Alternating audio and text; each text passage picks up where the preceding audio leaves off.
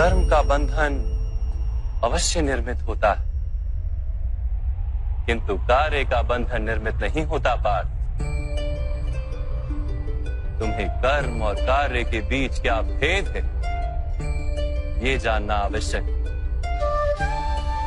सभी कर्म कार्य, किंतु सभी कार्य कर्म नहीं। कर्म उस कार्य को कहते हैं जिसके साथ फल की आशा जुड़ी। मनुष्य जब भी सुख की, संपत्ति की, प्रशंसा की आशा रखकर कोई कार्य करता है तो वो उस कार्य के फल से बंध जाता है।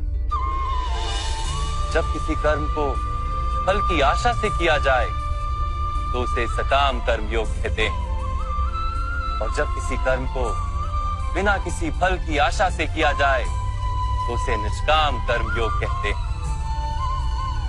इसी कारण से उसे बार बार जन्म लेना पड़ता है। वास्तव में मनुष्य को कोई कर्म नहीं बांधता, उस कर्म से जुड़ी आशाएं उसे बांधती।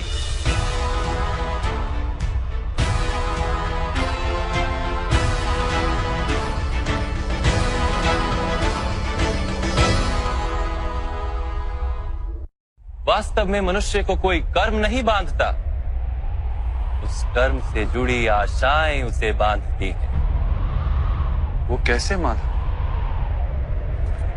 यदि इस युद्ध में तुम्हें विजय होने की आशा है तो पराजित होने पर तुम्हें भीषण दुख होगा, और वो दुख तुमसे कोई अन्य कार्य करवाएगा जिसके लिए तुम्हें दूसरा जन्म लेना पड़ेगा।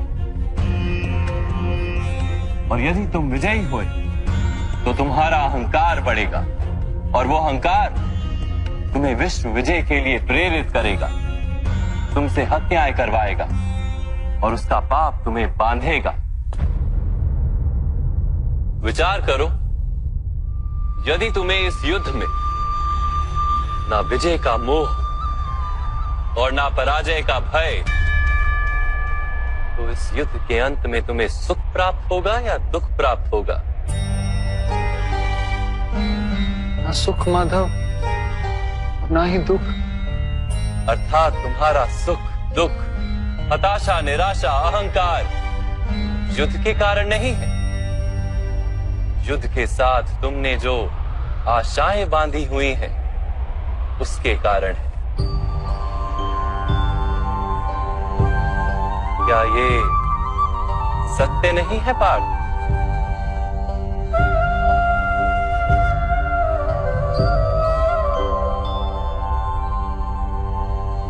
सुख दुखे समे कृत्वा लाभा लाभो जया जयो ततो युद्धाय युज्यस्व नैवं पाप मवाप्स्यसि।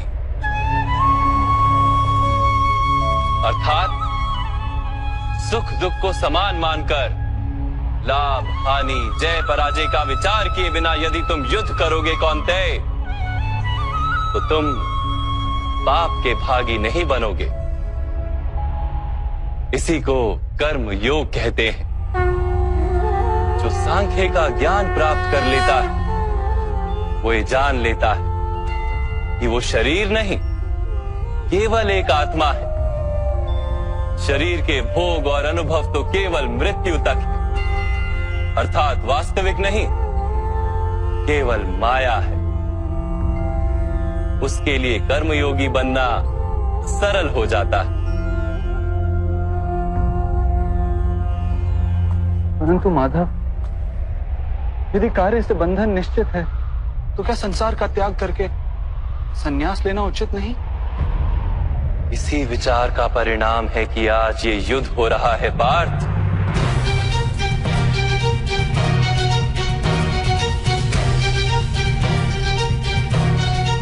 विचार करो, जब सत्व गुण से भरे धर्म को जानने वाले लोग कर्मों का त्याग करते हैं, तब अधर्म से भरे लोग भी संसार को चलाते हैं।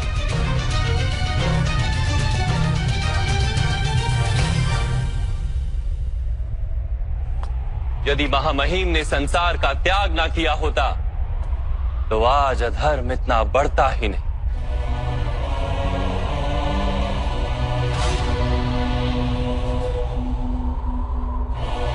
और तुम्हारे पिता ने यदि संन्यास ना लिया होता तो आज भ्राता युधिष्ठिर सुख से राज कर रहे होते।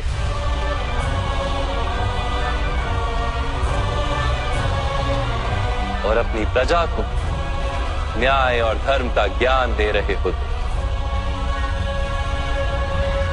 किंतु दुखदायक बात तो यह है पार्थ कि सत्वगुण से भरे मनुष्य ही संसार को लाभ दे सकते हैं, किंतु वो ही संन्यास का विचार करते हैं।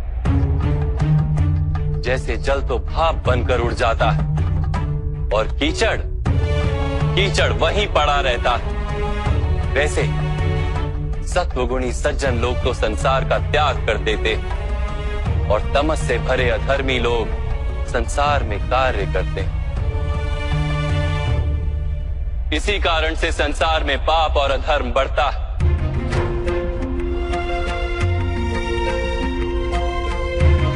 किंतु कर्मयोग इस विचित्र स्थिति से सारे संसार का रक्षण करता है। कर्मयोगी फल की आशा का त्याग करता है, किंतु कर्मों का त्याग नहीं करता। वो इसी संसार में रहता है सन्यासी की भांति, सारे कार्य करता है किंतु उनमें लिप्त नहीं होता।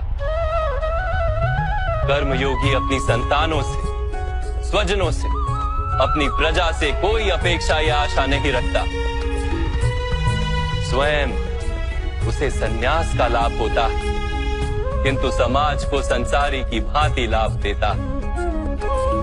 मनुष्य अपनी संतानों के सुख के लिए श्रम करता है माधव।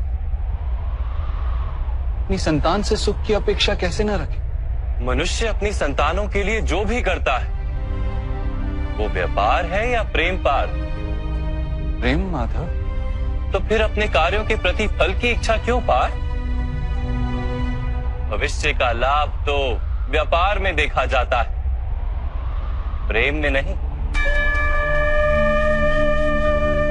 जो मनुष्य अपनी संतानों का चरित्र निर्माण उचित रूप से करता है, संतानों को प्रेम और धर्म के संस्कार देता है, उसकी संतानें भी मनुष्य को प्रेम और सुरक्षा अवश्य देती। संतानों के कर्म, स्वजनों के व्यवहार उनके कर्म है पार, और जब उनके कर्मों पर हमारा कोई अधिकार नहीं होता तो उनसे आशाएं और अपेक्षाएं रखने का क्या प्रयोजन?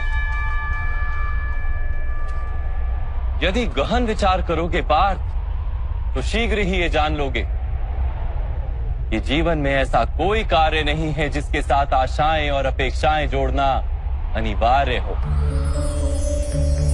जब सृष्टि ही परमात्मा है और मनुष्य स्वयं परमात्मा का अंश है, तो सारे कार्य परमात्मा ही करते हैं। मनुष्य स्वयं कुछ नहीं करता। यही कर्मयोग का मूल सिद्धांत है पार्थ।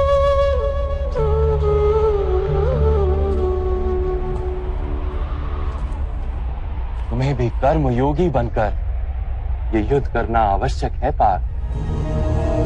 त्रिगुणिया विश्या वेदा निस्त्रिगुण्यो भवार्जुना, निर्द्वंद्वो नित्य तत्वस्थो निर्योग क्षेम आत्मवान। तीन गुणों का त्याग करके निर्गुण बन जाओ पार्थ। इस द्वंद्व से मुक्त हो जाओ। सदा सत्व अर्थात परमात्मा में बुद्धि लगाकर कर्तव्य का वहन करते रहो। कुछ प्राप्त करने की इच्छा और कुछ प्राप्त किए हुए का रक्षण करने का विचार त्याग दो पार्थ, और अपनी आत्मा को स्वतंत्र कर।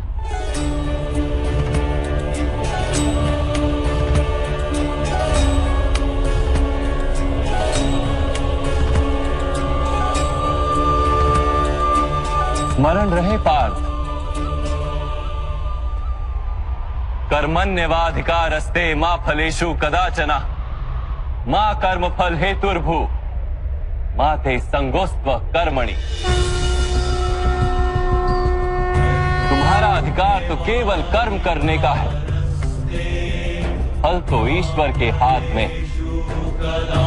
इसलिए ना कर्म से भागना उचित है और ना ही कर्म के फल की आशा रखना उचित है।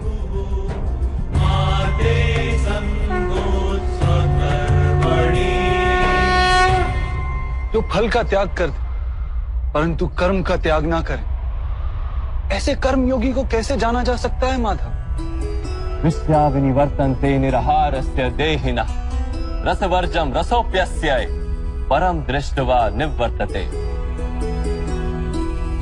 सुनो पार्थ, जो स्वाद से छूटने के लिए भोजन का ही त्याग कर देता है, वास्तव में उसके मन से स्वाद की लालसा कभी जाती ही नहीं। उसे दोहरी हानि होती है। एक तो वो निर्बल हो जाता है, जिसके कारण परमात्मा को प्राप्त करने का जो प्रयत्न अनिवार्य है उसे वो नहीं कर पाता, और दूसरा, सदा ही उसका मन स्वाद की लालसा से भरा रहता है। इसलिए भोजन का त्याग करने से उत्तम है स्वाद की लालसा का ही त्याग कर दिया जाए।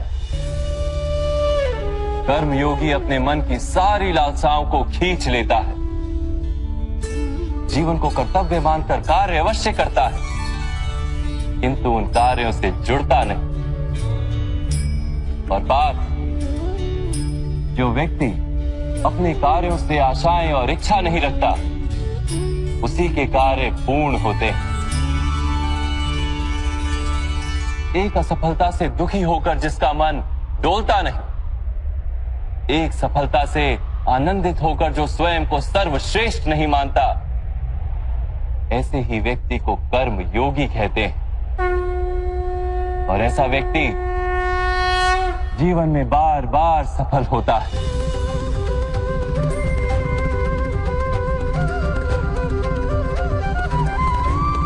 ध्यायतो विषयान पुंसः संगस्तेषु पजायते संगात संजायते कामा कामात् क्रोधोऽभिजायते क्रोधात् भवति सम्मोहः सम्मोहात् स्मृति विभ्रमः स्मृति भ्रंशात् बुद्धिनाशो बुद्धिनाशात् प्रणश्यति।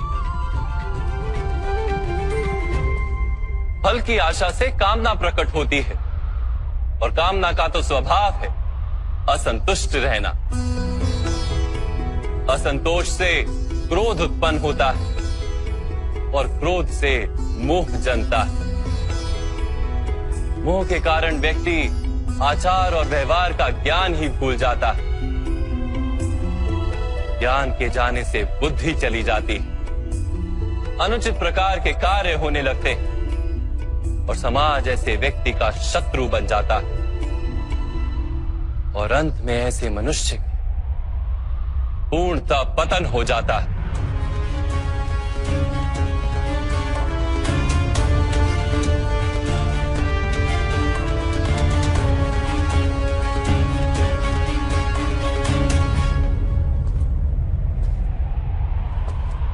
जैसे भ्राता दुर्योधन, उनके सेनापति महामहिम उनके ही शत्रु हैं, और तुम्हें विजय का आशीर्वाद दिया।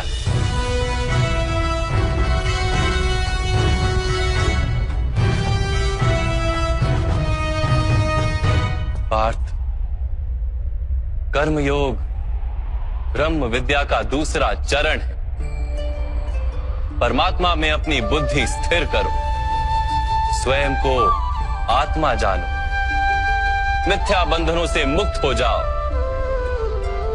और फल की आशा का त्याग करके केवल कर्म करते रहो।